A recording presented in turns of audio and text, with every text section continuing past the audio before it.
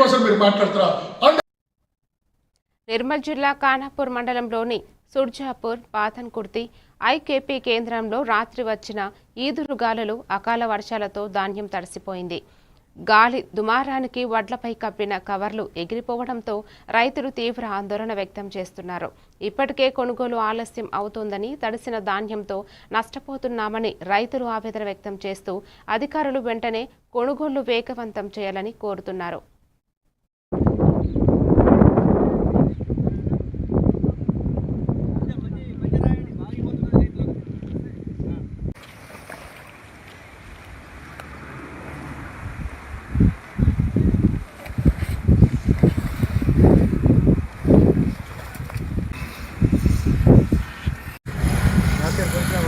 భారీ వర్షాలకు మొత్తం మొత్తం వచ్చినాయి. లారీలు సకాయ రాక, అమాలాలు సకాయ లేక, రుణ సంచులు రాక, ఈదురు గాళ్ళకు వర్షాలకు ఫుల్లు వడ్లు తడుస్తున్నాయి. మరి అధికారులు ఏం చేస్తుందో ఎవరు పట్టించుకోవట్లేరు.